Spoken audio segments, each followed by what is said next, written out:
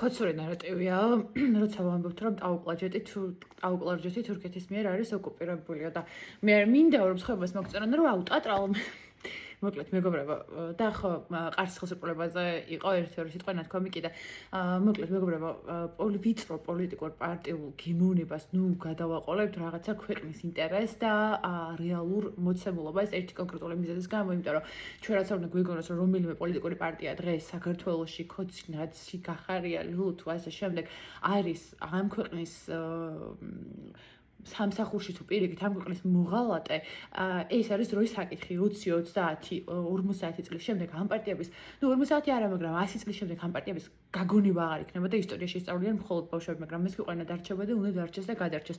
ასე რომ რაღაც ისეთ მნიშვნელოვან ფაქტობრივ მოცემულობაზე რომ ეს ქოცურია, ეს ნაცურია, როცა ოკუპაციას ეხება საქმე, ეს არის სრულიად მიუღებელი. ჯერ ერთი ხო, იმ ვიდეოში ტერმინი მეც არასწორად გამოვიყენე, ოკუპაცია ვთქვით, ტაუკლარჯეთის და უნდა მეთქვა რეალურად ანექსია, იმიტომ რომ არა ეს არის არა ოკუპაცია, არამედ ანექსია. და რა შეხება ყარსის ხელშეკრულებას, ხო, აი ეს არგუმენტი არის ხოლმე, რომ ქართულმა მხარემ მოაწერა ხელი, რას ქვია ხელი მოაწერა. ჩვენ ფორმალურად საკავშირსაც მოვაწერეთ ხელი, ჩვენ ფორმალურად იმასაც მოვაწერეთ ხელი და იმასაც ვაღიარებდით, რომ საქართველოში კუთხეების მიხედვით კი არ იყო ადმინისტრაციული მოწყობა, არამედ ადმინისტრაციული მოწყობა იყო, არ ვიცი, გუბერნიების მიხედვით.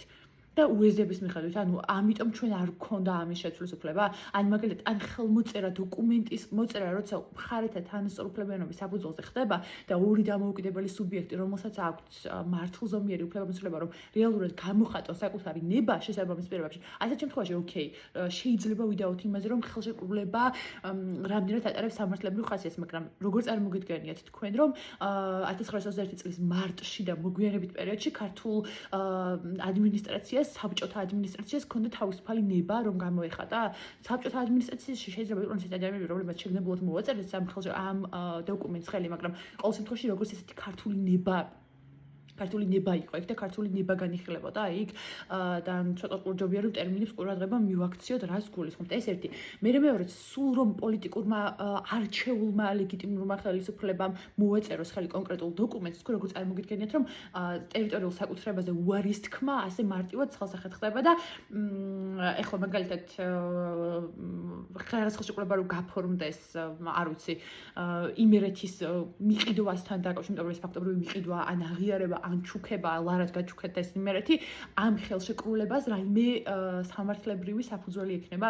ეს არის ყოველდღე მიუღებელი და წარმოუდგენელი და მე უბრალოდ ის მიკურს, რომ გასაგებია შეიძლება ივარაუდო, რომ აი პოლიტიკოსები, თუნდაც ოპოზიციის, თუნდაც მთავრობის რატომ არ საუბრობენ ამ თემაზე და აი ჩავთვალო, რომ ხო, რეალურად საჯარო პირები არიან და ამ მომენტში, რადგან ამის აქტუალიზაციის საფუძველი იმდენად არ არის და თქვა იმედი არ აქვს, რომ მალე მოხდება და ტაუკლარჯეთის დაბრუნება საქართველოს ფარგლებში შიგნით არ ამწვავებენ და დიპლომატიურად უდგებენ ამ საკითხებს, იმიტომ რომ სურთ რომ თურქეთი როგორც მოკავშირედ ისე აღვქვენ. ჯერეთით მოდი გავხსენოთ, რომ თურქეთი რაც არსებობს და თურქ-სელჩუკებიდან მოყოლებული ყოველთვის საქართველოს მტერი იყო.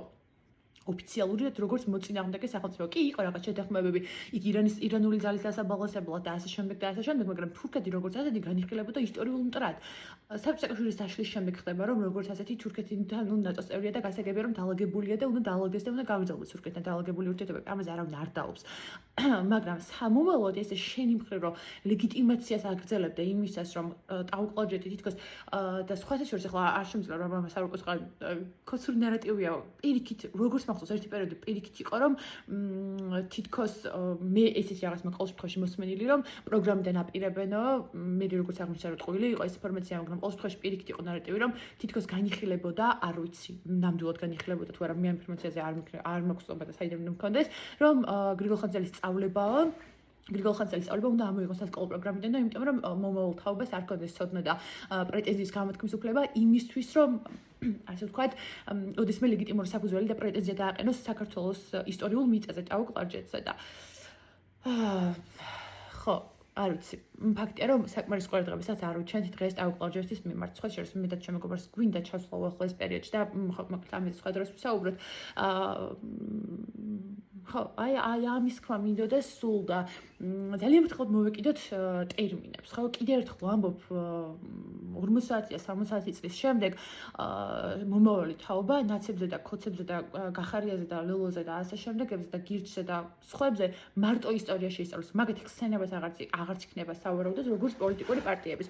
ნუ თუ მოვლენ საერთოდ სხვა ხალხი იქნება, ხო? 50 წლის შემდეგ თითოეულ პარტიაში და ამით ნუ განსაზღვრავთ ახლა რა რომელ პარტიას რა მოწონს და რომლის ლექსიკურ მარაგს რომელი სიტყვა უფრო ემთხვევა, იმიტომ რომ ეს რაღაც გაუგებარი აბდაუდა გამოვიდა, რეალურად სწორებას დავკარგავთ. მე რომ ყველა ვინც ამით საზღვრავს ის მას ცუდი მიზანი ამოძრავებს. არა, უბრალოდ ეს არის ძალიან პრიმიტიული დამოკიდებულება საკითხის ასეთი კომპლექსური საკითხის მიმართ.